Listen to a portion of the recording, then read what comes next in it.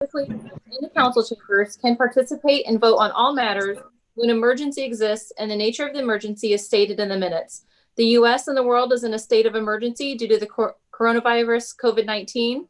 The Missouri governor and the county executive directed all citizens to limit meetings and gatherings to a few people to avoid the spread of the coronavirus. Therefore, members of the city council have elected to participate in this meeting electronically so that we are in compliance with such orders and for the public health and safety of each other and the general public. Thank you, Lori. First order of business is to approve our January 21st work session minutes. Is there a motion? So moved. So moved. I've got a motion and a second. Any questions or comments on the minutes? All right, seeing none, all in favor, please say aye. Aye. Opposed, say no. Motion passes. Tonight we will have our annual budget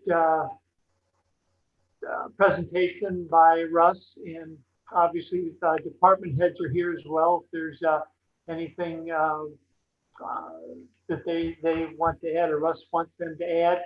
One thing I wanted to let everyone know is we talked last week when the Finance Committee made its presentation to the council. I talked about having them back on for questions. What we're going to do this year is something a little different. In one of our work sessions in February, we are going to go through their entire report, recommendation by recommendation. Russ and I talked about it the other day. So we will just, so we can adequately go through what they recommend and give them an adequate response. If council can't answer questions, Russ can give his thoughts from the administration on why some should be done, why shouldn't be done. So that will happen in one of our work sessions in February, just so everyone knows. So with that, Russ, I will turn it over to you for your presentation. All right, thank you, Mayor. I appreciate that. First of all, I'm going to attempt to share my screen here. If you'll bear with me for a second.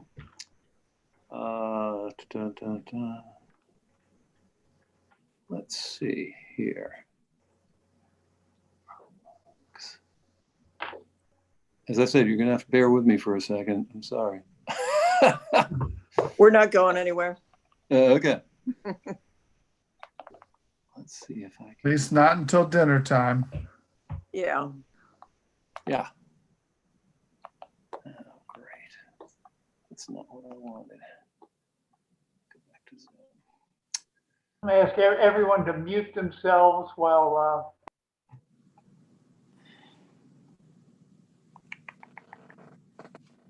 there it is. Connect.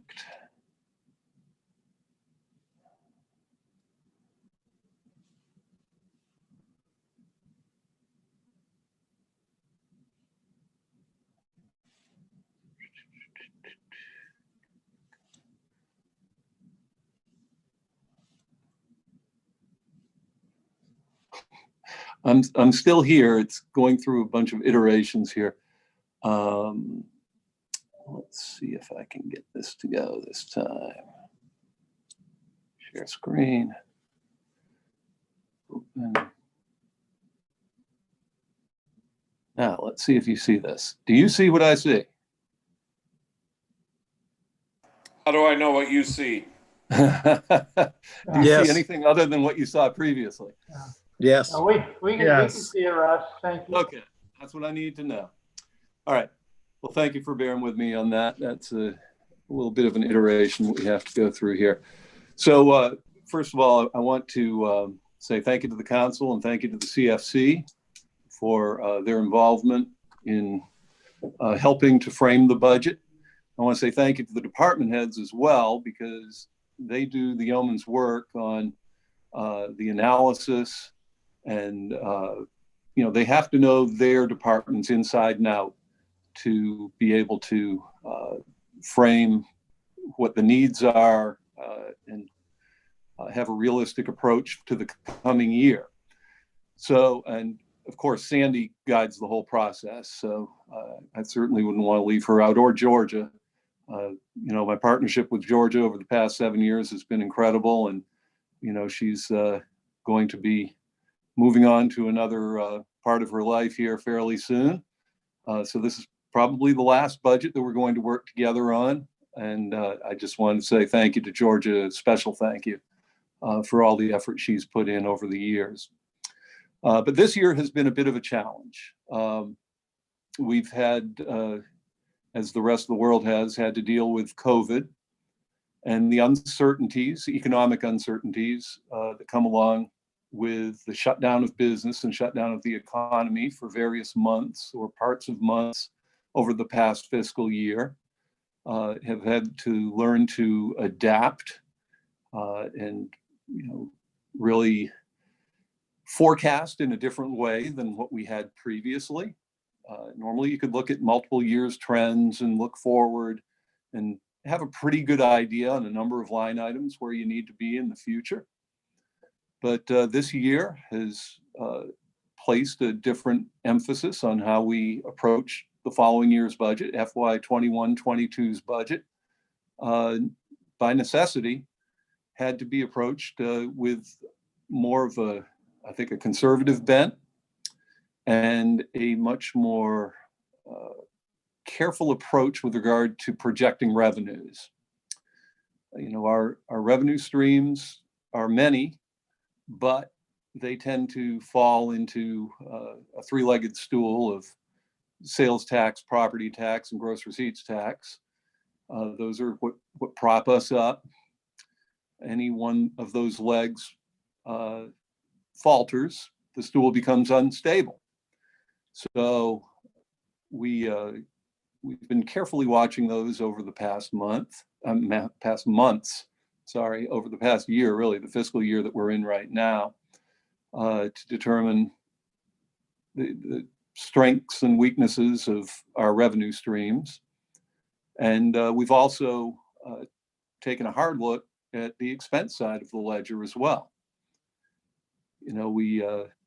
City Council sat down in April of last year and identified $2.8 million worth of cuts that were proactive, I would say, with regard to the anticipated revenue shortages or shortfalls. And we cut $550,000 from the general fund and $1.8 million from capital improvements, over $100,000 from the water fund, and over $300,000 from the sanitation fund. City also placed in effect a temporary hiring freeze for all positions. We did have some furloughs in certain departments, and we also suspended the employer 2% deferred compensation match. So our city employees bore a significant piece of this difficulty. And I appreciate them all for working with us and working through some of the actions that we felt were necessary back in April. We have since reinstated the 2% deferred compensation match as of January 1. So that's good news. We were able to do that because some of the sales tax revenues were not as negatively impacted as we had originally projected. And that's really good news. Our sales taxes overall are fairly steady, about 5% down overall is the projection for this year. While our gross receipts taxes, on the other hand, are about down 10%. And that's partially due to COVID, but it's also due to a mild summer, mild winter. So far, the gross receipts come out of the electric department, the water department, and so forth. And when we have the hot summers, we tend to get a higher gross receipts tax. And we just didn't have a real hot summer last year. So that's down 10% compared to previous years. So I'm going to start walking through the budget a little bit for you all. And if I can get this to change, that's my next. All right. Oh, okay. It's gonna scroll. So I give you a quick rundown here. We're going to touch on city finances, highlight departments, particularly the ones who have been under the microscope with COVID issues and so forth. Not many new initiatives in this year's budget because we're just trying to be slow and steady at this point. We're careful about new expenditures, and that'll be explained as we get into here a little bit. And then the enterprise funds, which are all three quite healthy.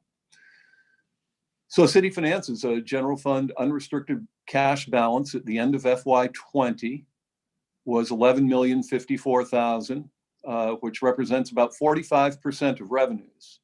That's well within the parameters of a 30 to 50% fund balance that are identified by City Council over the years. Cash surplus we had last year, which is a positive of 148,000. So we basically added a small piece to the fund balance last year, which is very good news. Now, this next slide is a description of fund balance over the past 7 years, or 6 years actually, where we were in FY16 at about $10.25 million. And last year we were up over 11. And this year projected at the end of March of 21, we're projecting to be around $10 million, which is about $1 million less than prior year. And this can be explained by declines in revenues. We did have a good cut in our expenses overall, and I think that bears well. But to be able to still sit at $10 million, which is about 41% in fund balance and cash balance, that's a strong place to be for the city.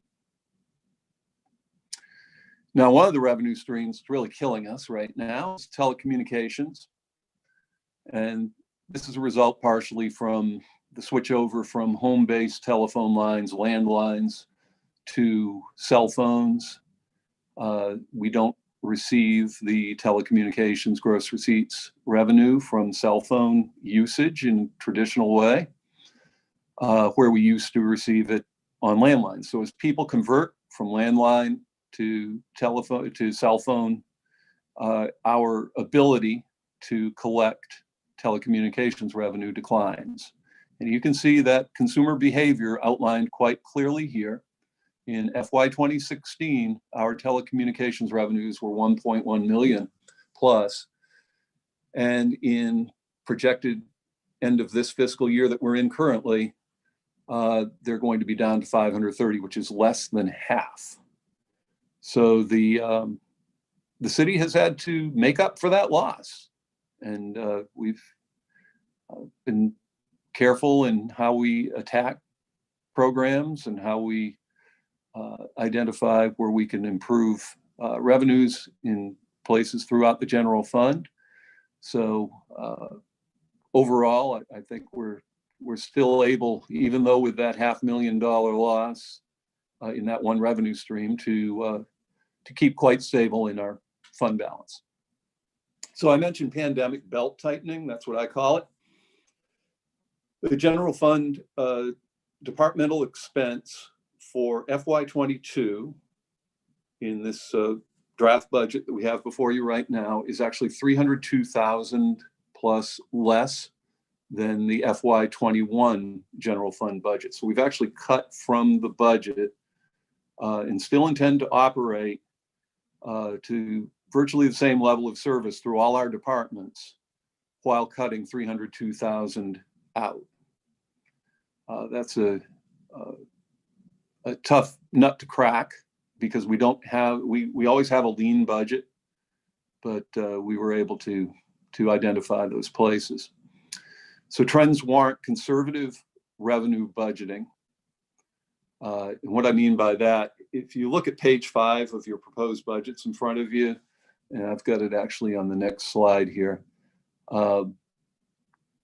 you'll see that we have actually projected well less than the current budget for next year's budget because we don't expect a complete recovery from the COVID economic issues anytime soon. We believe it will carry over into next year to some extent. We do believe we can carry on most of our programs still, so there's not the deep cuts in programming or anything along those lines, but we're very conservative in our revenues. And you can see 3.93% or 135,000 less in sales tax, the 1 cent and a quarter cent operating and fire prevention and so forth. We expect a huge cut from the current budget of 800,000 for telephone and communications, gross receipts down to 550,000. So that's a $250,000 cut in expected revenues. And Prop P distributions are down because sales taxes are down, so they follow the same trend. Building permits, they're down a bit. We're projecting them to be down a bit. And court funds. Courts can barely operate right now. You just don't operate a court system the same way over Zoom as you would in person. So that line item is looking to be quite a bit lower as well. So you can see that on page 5 and 6 of your proposed budget. Recreation, however, is the one department in the city that has seen a brutal impact, and that's the adjective I had to put there. It is brutal. We were able to make expense adjustments. I'll give an example is opening the pool. We only opened partially the pool. We didn't open it all the way. We opened a couple of features at our beautiful aquatic center and kept the others closed. That helped keep expenses down. We were able to provide the service that I think people really needed over the summer. But the pool did not, break even through that opening. It wasn't going to break even if we didn't open because we just have sunk costs in the pool. But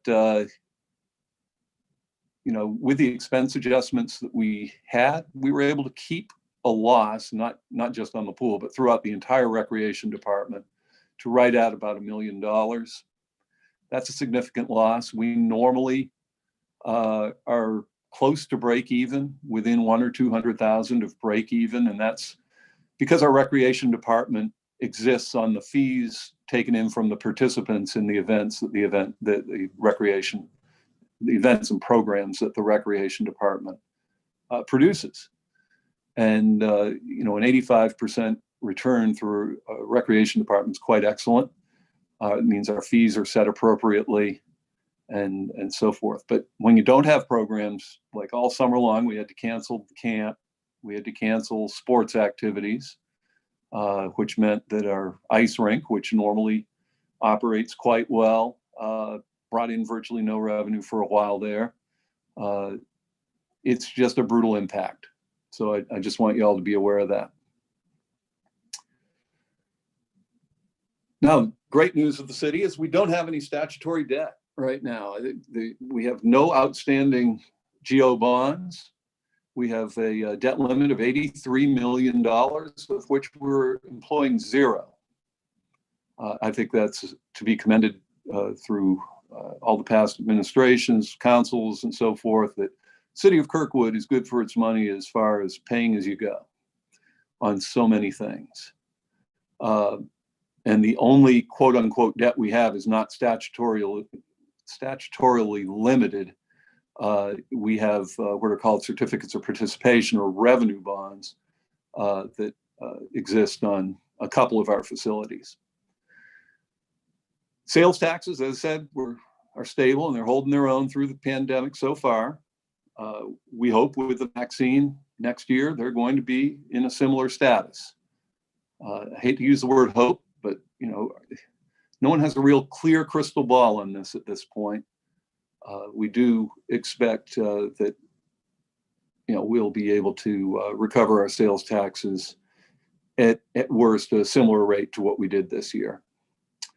And gross receipts collections, as I mentioned previously, are trending down at 10%. If we had a good hot summer this year, it could actually help us. I want to touch on the police and fire pension program that we have. It's funded by a property tax. We've discussed this, and it's been in my budget letter for each of the past number of years, that the levy is not fully funding police and fire pension obligations currently. It comes close. We subsidize what's required by the general fund. Each year we move in $200,000, and last year that $200,000 brought it up to break even. With that scenario in place, we feel that we're okay for the next year or two, but eventually we're going to recommend, and the council has indicated some support for considering going to the voters in a future referendum 1 or 2 years down the road of a property tax adjustment to support the police and fire pension program. And by the way, you all can have questions anywhere along this. You don't have to stay silent. If you have a question, just speak up, because I know at the end you may or may not, be focused on what I talked about 12 slides ago. So if you see something that piques your interest, or you have a question, please speak up. That goes for everybody. So I'm going to move to the administration department right now. We administer the insurance plans of the city. The primary change this year is our medical plan has about a 3.9% increase in health insurance premiums. We had an increase last year, so this really isn't the first significant, but it's continuation of a fairly significant increase over the last 2 years. But we've got it budgeted in there, and we're still in good shape. And our medical plan, through some plan adjustments that we've made regarding family eligibility and so forth, I think that we've placed us in a more stronger position. We had a 10% increase last year, and this year we've got a 3.9. Previous 3 years, there had been 0 increase, and that's hard to imagine with medical costs the way they are, to have a 0 increase for 3 straight years. But I commend Georgia on working with our brokers on identifying the right plan for our purpose. And we're self-insured, and that it works well.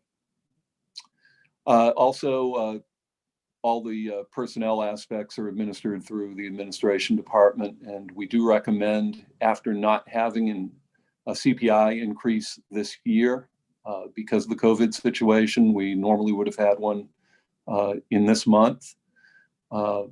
We recommend next fiscal year a 3.25% payroll adjustment. That's 3.25% for merit and CPI, with the merit taking effect in April and CPI next January. So, and that we believe that is going to be commensurate with a number of other municipalities. Most municipalities are on the July through June fiscal year. And this past July, at the beginning of COVID and so forth, a number of them, similar to us, suspended the pay increase. But I would expect that next July, there's going to be some adjustment of pay for employees and for step plans and so forth with police and fire throughout the metropolitan region. And we need to be commensurate with that. We need to have the highest quality employees that we can have and still be fiscally responsible. And over the years, we have been exactly that. We've been very fiscally responsible, being able to pay our employees appropriately and commensurately with our comparators throughout the region. So we're going to move into some departments. One of my favorite departments is train station. It's a unique thing for Kirkwood. Not many cities in this area have their own train station that are owned by the city. Ours is in need of some restoration. It's not in bad shape, but we've had a commission or committee that was put together about 2014 to review making sure that our train station stays the iconic and proud, I guess, emphasis of what Kirkwood is. And that committee came out, they worked with architects and so forth, and identified about $3.7 million worth of improvements in today's dollars. We have submitted for a federal grant. We hope to receive that grant in the next month for $1.5 million. And there is the Historic Kirkwood Train Station Foundation, and they're working to bring in supplemental money to accommodate the $3.7 million necessary to do a full restoration of that building and bring back some of the historical attributes, such as the platform cover that you see in the rendering on the presentation. So we're excited about that. I got to commend Art McDonald and his crew and assisting with that grant application. It was an unusual grant application. There aren't too many that come through the venue that we used, which was East-West Gateway and SPS or STPS funding. And it was a really good job. So we hope to utilize that 1.5 million when it's fully approved in the next month or so. Capital expenditures, when you look at your capital plan for the Kirkwood train station, are budgeted to begin in FY23, not FY22, but FY23, with building design and preliminary engineering. So that'll get that project underway. There is also a continuing proposed project that we're just waiting to have happen, that Amtrak has indicated to us they're going to be doing some track and platform improvements next to the train station to make it more really accessible for all users, and just make a better experience for anybody who utilizes that station. We thought they may be doing it this past summer. They did not get around to doing it this past summer. It's really in their hands. We can't force their hand. The city has no part in actually funding or participating in that improvement, but they've indicated that it will be coming. Whether it's this summer or whether it's in FY23, we will find out. But that supposedly is still coming. That's over $1 million project in and of itself. Russ, Yes, sir. what's the status of the stormwater situation? The city did some stormwater improvements with the assistance of MSD, where I believe that Bill Benson could probably describe what the exact improvements were. It was enlarging culverts to be able to move more water into the system. And if Bill wants to touch on that. Sure.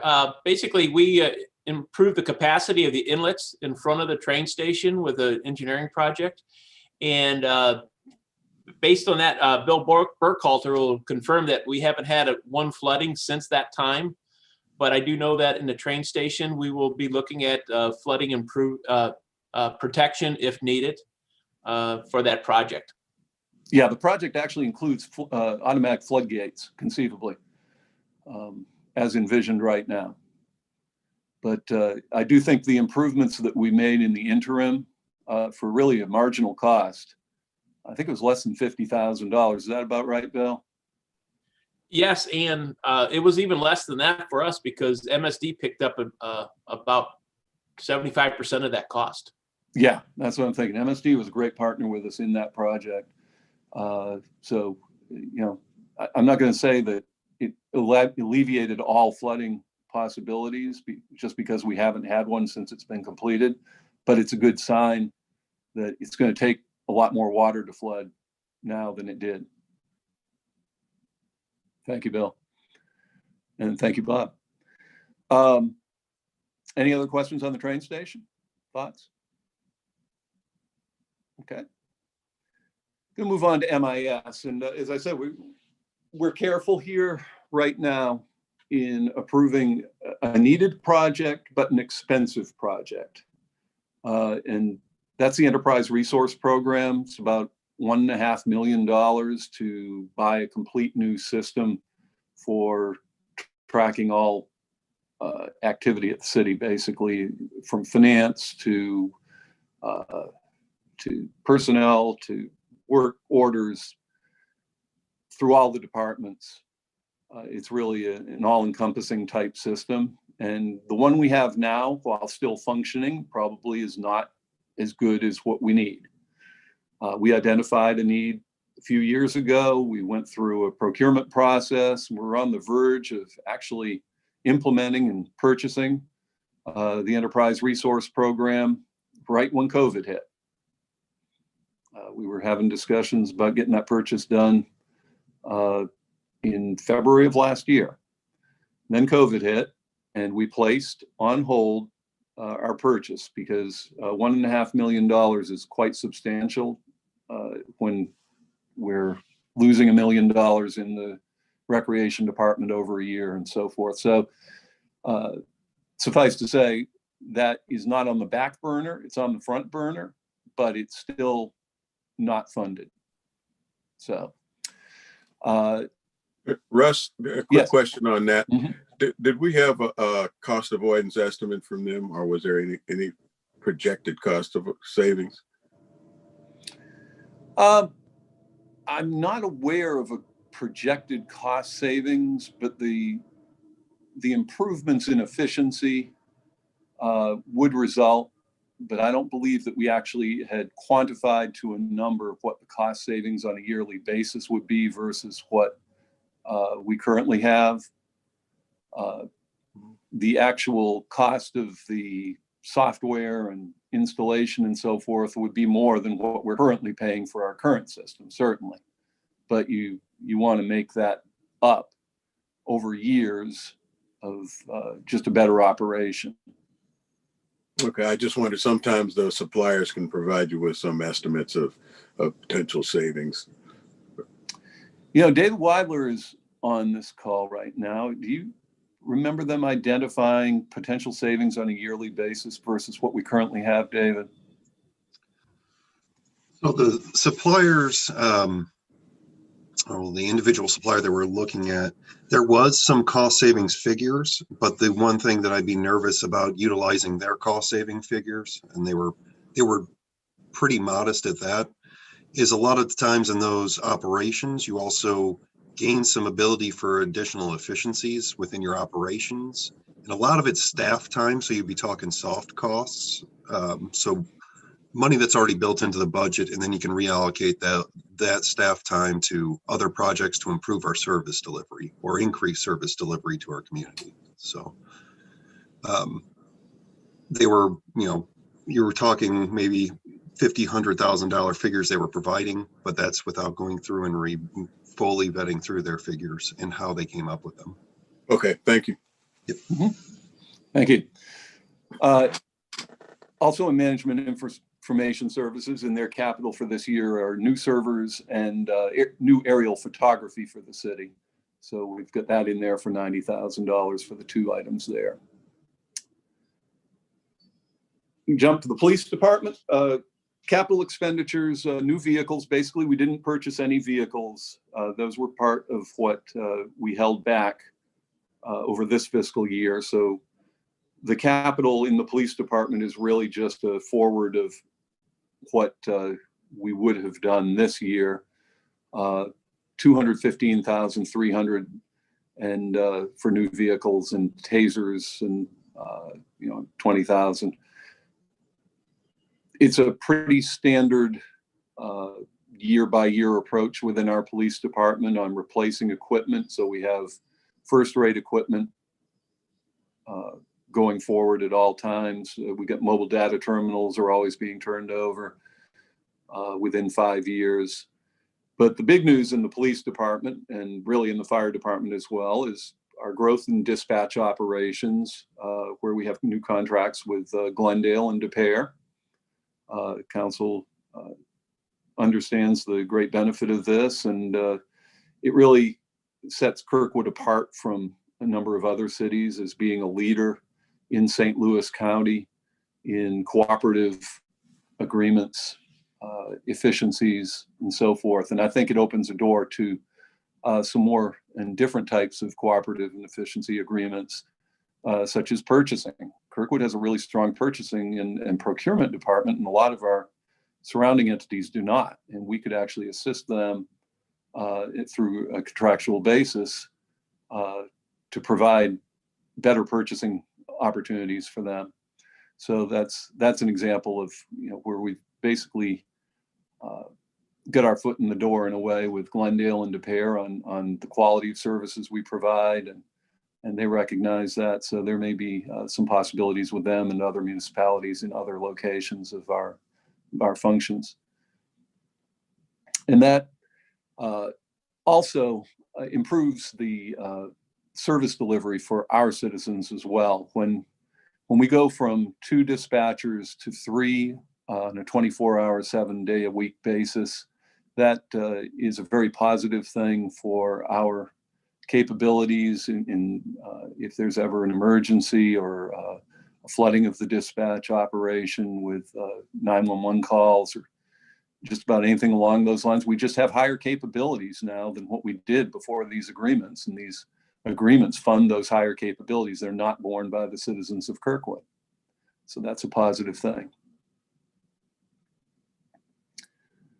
Our fire department in the budget this year does have a large reduction in capital expenditures. That will be made up for in '24 when they will have a huge jump in capital expenditures.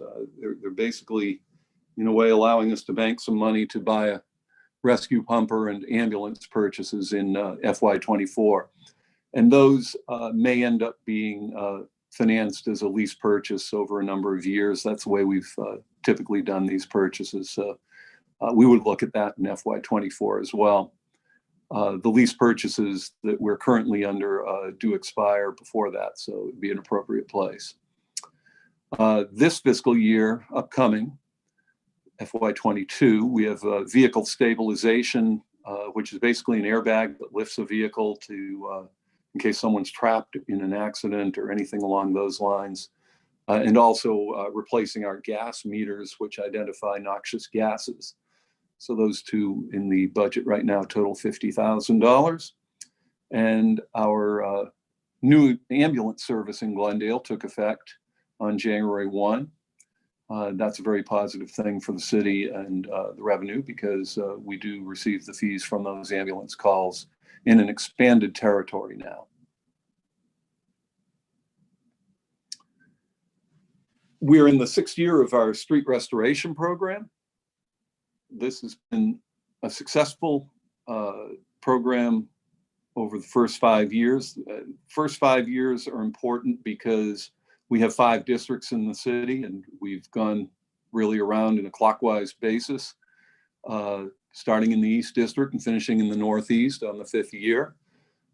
We've been placing about $1.8 million to street restoration over that time frame. We intend to continue that in the 6th year of this program. East District is the focus district this year. Also, in the engineering and infrastructure side of Bill Bensing's Public Services Department is $150,000 for Grants Trail Extension Study in this year's budget. I know Liz Gibbons has been leading that effort, and she's done a great job in helping coordinate many diverse entities throughout the state to help make this happen. We feel that this study is the next step in the process. We hope to have that completed in time to apply for grants to fund the project next February. So we're going to get underway with that virtually immediately as soon as the budget is approved and in effect on April 1. Vision Zero study similar, except that was identified a couple of years ago, and it has been, it was held for COVID. It was one of the projects we just determined needed to be held. It will go back into effect, and we'll get that study underway starting April 1 again. There's $155,000 in that, and the Vision Zero committee is going to be quite active, I know, once that gets underway. So we're real excited about that. And excited about the overall improvements to enhancements for all users of our city streets and sidewalks and bikeways. We've been able to really do a lot. City Council has led this effort with, things like approving the raised intersection, our last meeting at on Geyer Road. That's the type of out of the box thinking that not a lot of cities in this area are really doing, but Kirkwood's leading in that effort. And I think Vision Zero is a continuance. It's really the impetus and the continuance of that effort.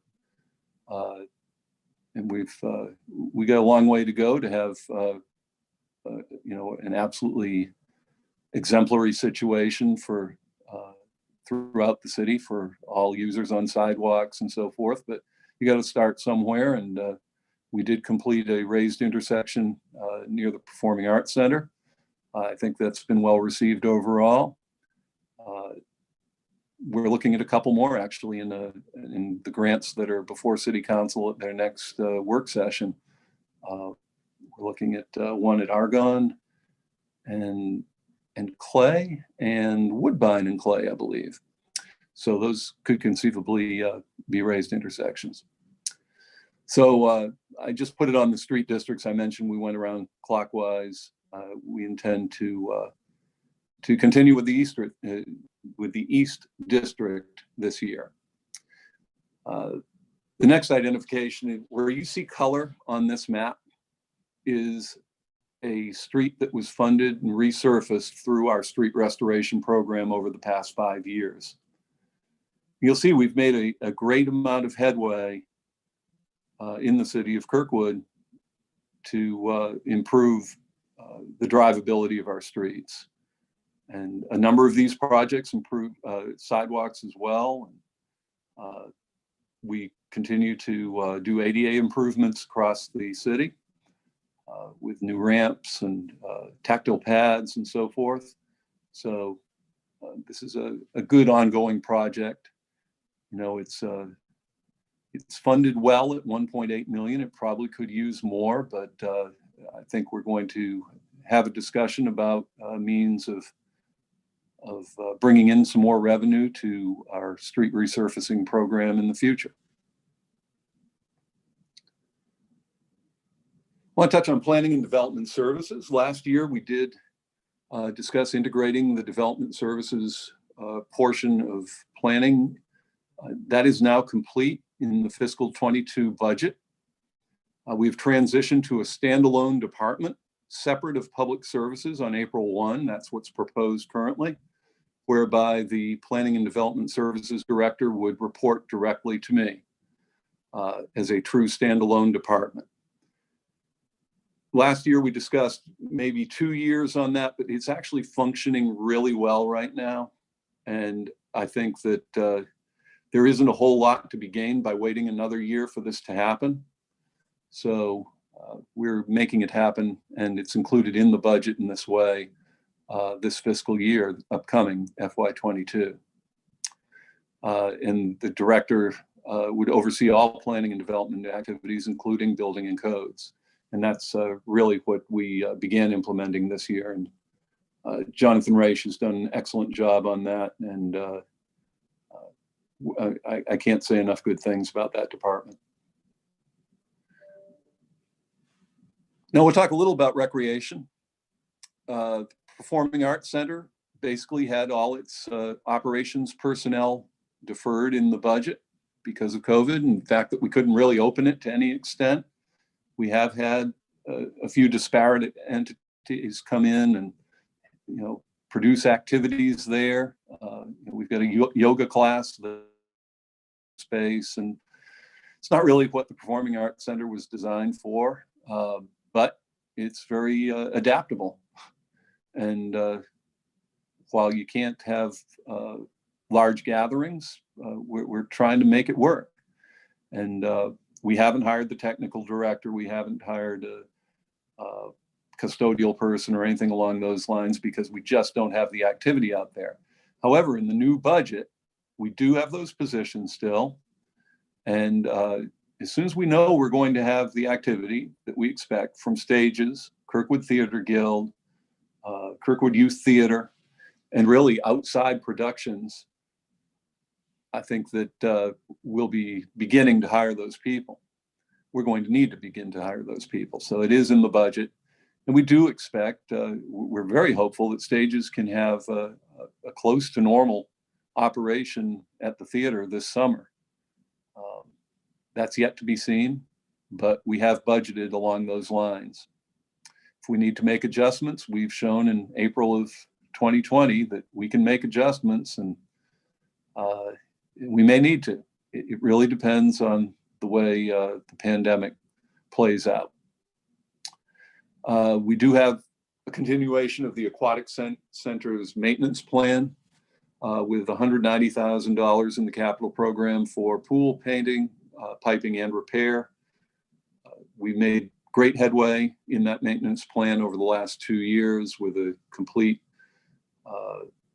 redo of our pump and filtration systems at the pool. The pump room is just almost all new equipment. We also have made great headway at the ice rink with some repairs there as well. In the budget, we do have a seal and stripe of the community center parking lot, which is a fairly small item at $35,000. Any other questions regarding recreation at this point before I move on to sanitation? All right. So sanitation, you know, the operation has stabilized, and I commend everybody for working. First of all, I commend staff for doing the analysis and council for considering all the options that were placed before them and identifying a path forward.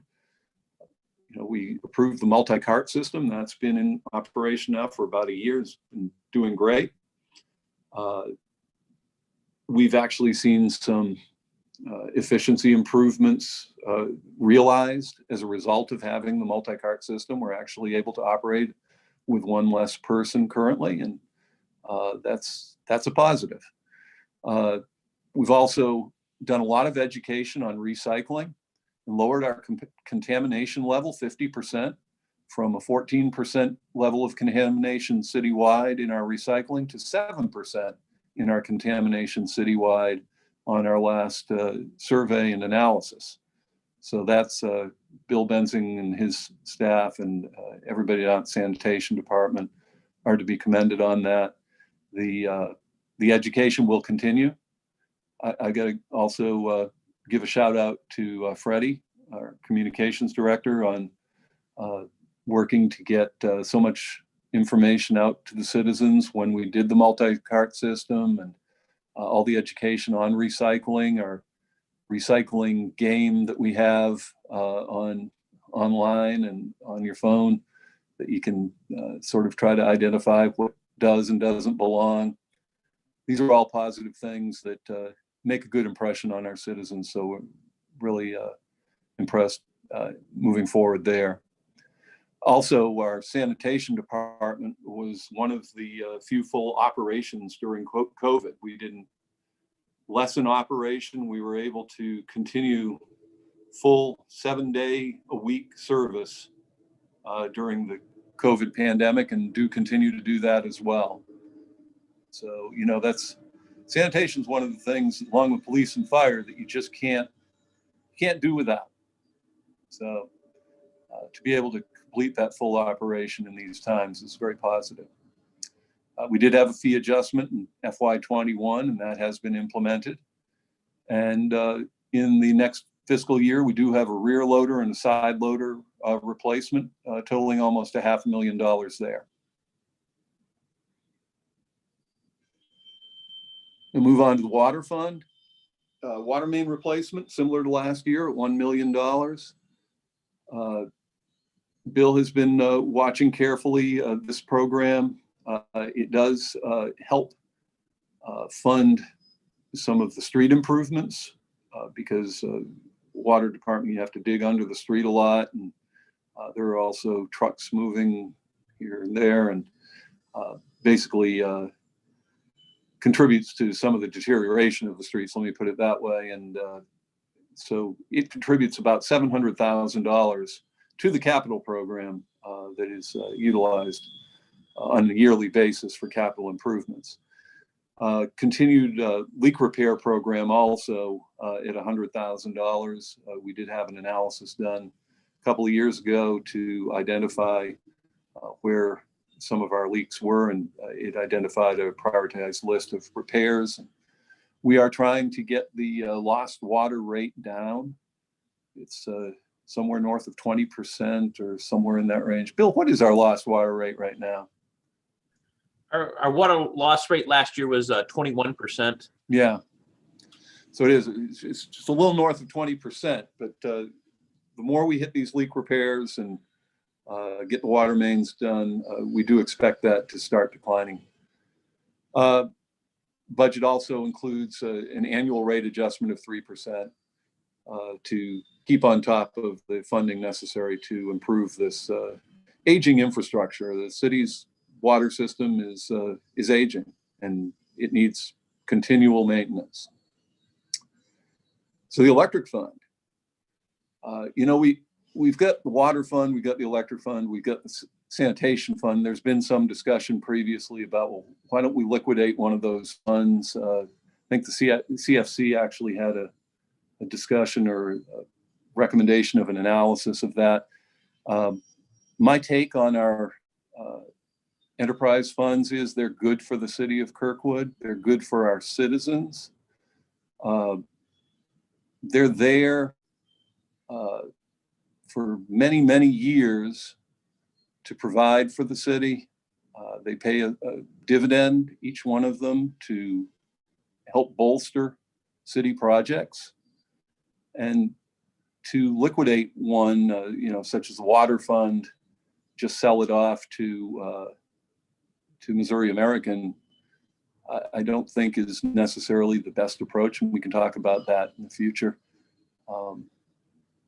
Sometimes when you have an asset, you want to hold on to that asset in case you ever need it in the future. If we were ever in a real distress situation and we needed to liquidate, I'd rather do that at the point where we're distressed and need it than just, when we're in good shape and we don't really need it. I'd hold on to those assets. So the electric fund is a great asset of the city. We did defer a number of capital projects in the electric fund. Mark has been very diligent in analyzing his system. And when I say the system, I'm not necessarily saying the electrical system. I'm talking about his system of operations to assure that service is maintained throughout COVID situation. He's got split work groups. So if one work group goes down, the other work group can always jump in. It's a huge thing. So I commend him on that. The Sugar Creek substation is still on the list to be improved. Circuit upgrades, we do have budgeted for $575,000, but the beauty of that number right there is it marks the conversion of all the circuits in the city. Once we complete that, there will not be a need for any further circuit upgrades. We'll have converted to the 12 kV from 5. So that's a very positive outcome that we're at the end of that large capital infusion into the the entire system. Also, we have an LED street lighting program, conversion program from the current standard. These are more effective street lights and they use much less energy. And following the conversion, there should be quite a bit of savings to the city in its street lights. So we're going to be getting back underway with that in FY22. just to wrap for a minute here, these are very conservative estimates in this budget that you have before you. When you see the revenues and the expenses, and we were able to knock out 300,000 in expenses, and we're utilizing on a budgetary basis very little of the fund balance. In reality, over the past number of years, we haven't utilized any of the fund balance, even though it's budgeted. It may show 1.6 million or whatever. That is realized from the fact that we don't spend typically but about 95% of our overall budget in a given year. So we don't have to utilize any of the fund balance, and that was exemplified in the past fiscal year on the audited statements that showed we were at plus 148,000 at the end of the fiscal year in fund balance. We have no proposed new full-time positions in this budget. We're hunkering down a little bit. We're not looking to expand anything. We need to sit pat for a bit and let the economy start to recover, and we'll be ready when the recovery has gotten underway for a period of time. We'll be ready to start discussing with council strategic plan. We do have an update set for FY22. We weren't able to do that in FY21.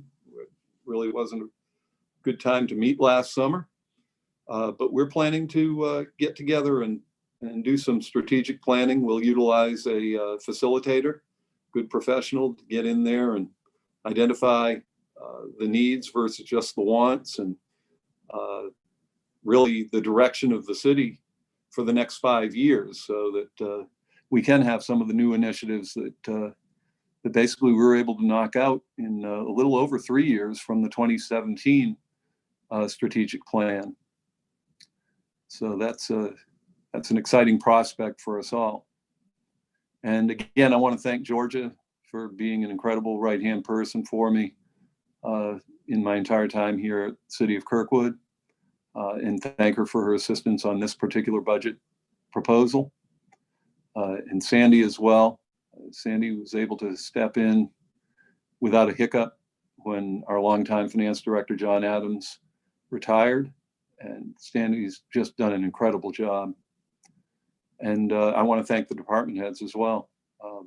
We have an incredible group, strong group of department heads who know their departments the inside out, but they also know where their department fits in within the city, and the holistic approach that is employed by them, realization that they're they're a key part of our puzzle, but they're not the whole thing. And they see the big picture, and they work great with us. And I can only give them kudos for that. We have great department heads. So I'm ready for anybody's questions or concerns or thoughts on what's proposed currently. Great. Thank you, Russ. Do you mind pulling down your screen Oh, yeah. so I can see everybody? I think that happened right There we there. go. Perfect. Thank you. And by the way, Mhm. Liz had to leave the meeting a little while ago. So a couple quick questions, Russ. The CARES Act funding, that was what, 1.8? Have we received both? No, We're still waiting for our second half? Yeah, we're still waiting for the second half. Very few places in St. Louis Right. County have received their second half of the funding. The process involves using an accounting firm that is an out-of-state location. The county is basically making sure everything that is submitted from all of the municipalities and governmental entities that are eligible in St. Louis County. They're basically going through the fine-tooth comb to make sure everything that is submitted is eligible for reimbursement. And that makes good sense because you don't want to have anything clawed back. They do have a clawback provision. If the feds come and say, well, you know what, that wasn't eligible, we certainly wouldn't want any money clawed back. So we actually met with them yesterday, Georgia and I and Sandy, and explained they had a couple of questions about a couple of things. And we were able to explained them, and they said, well, it's looking good. We expect things to move on fairly soon here. It's basically the way we left that meeting. Right, okay. And we have received half of the money, so. Right. So, yeah, I know a lot of cities have, most have not received it. I know the municipal league's trying to figure out who has and hasn't. So, you've mentioned early on this all hit right as after when we approved last year's budget. So, what did we end up doing this current year in terms of payroll? I know we had was it a 3% last April? Is that what was approved? I'm trying to remember. Yes, basically, we had a 3%, but no CPI adjustment in Right. January. That's what we did not do anything in January, the deferred comp, and then nothing in January for. And I could actually ask CPI. Georgia specifically. I don't know that the full 3% went out in April. Is that correct, Georgia? That's correct. We'd actually budgeted, I believe, 3.5% for the year. But in April, what we gave people for merit was 2%. And then we have not done anything since April. Okay, yeah. Yeah, I know with us being, fiscal year different than most others, we were really the first ones to deal with it. The rest of them had a few months to at least see what was going on. So, okay. Last thing, just on the pool, I know a lot of cities did not open their pools, and it was decided to open ours. There was going to be a loss anyway. What it was like, if we didn't open it, we would have lost, what, 70,000 or something like that. Just yeah, it's between 70 and 80,000. That's correct. Is that what it was? Yeah. Mm-hmm. Okay.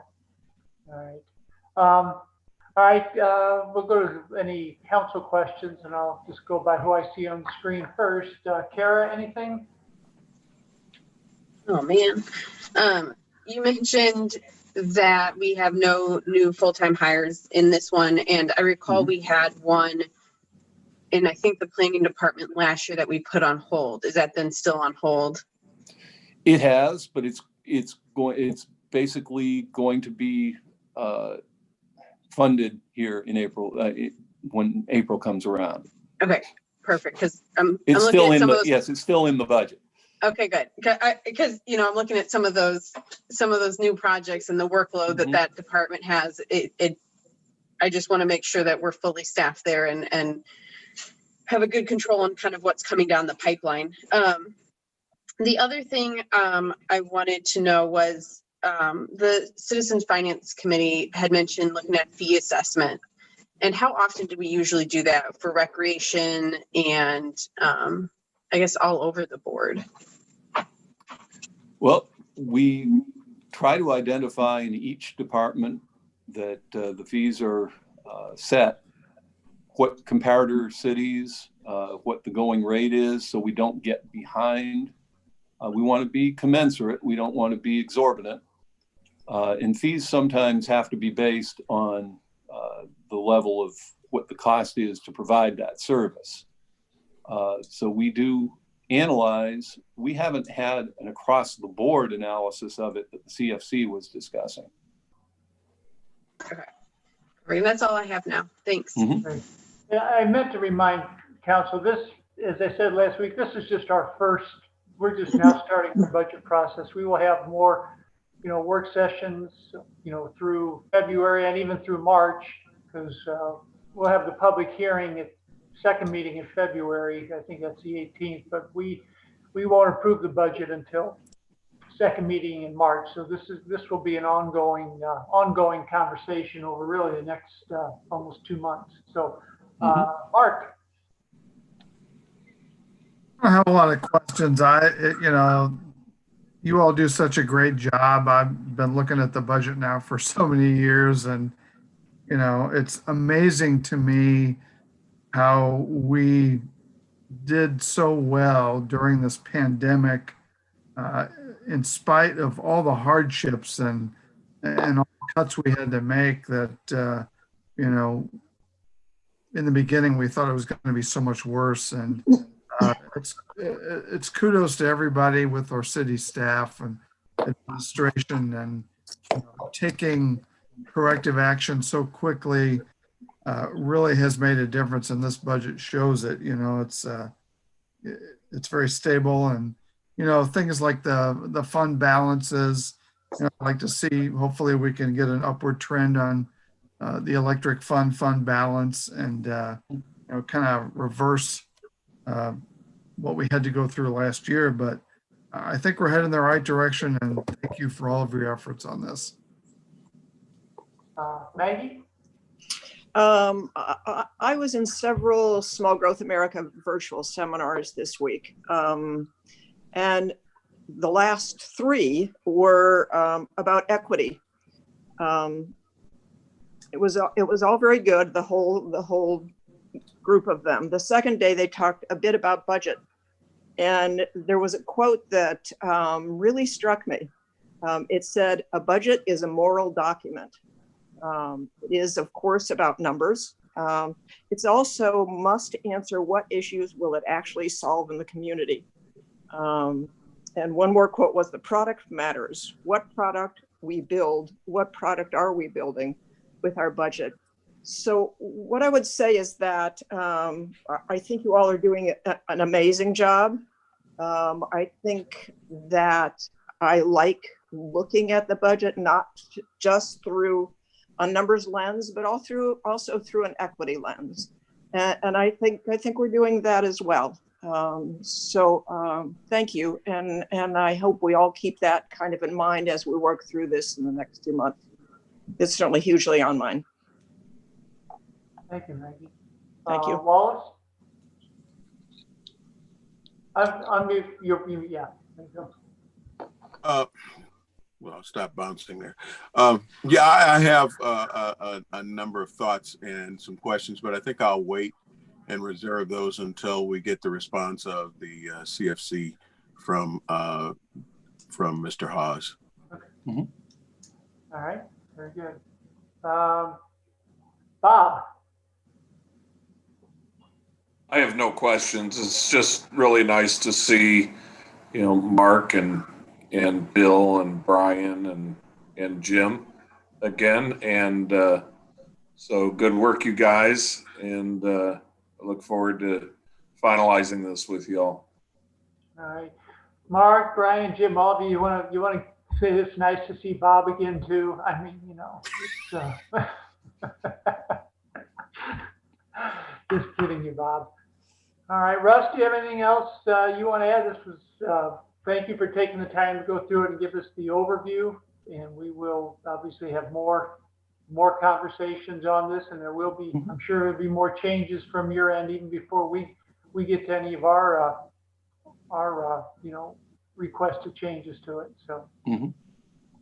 No, I really don't have anything to add. Okay. Appreciate you all taking a good look at it, and look forward to working with you to finalize it. All right, very good. Laurie, do we have any other business tonight? Nope, that's all we have. Very good. Well, we will. We have our work session and regular meeting next Thursday. So with that, this meeting is adjourned. Thank you all.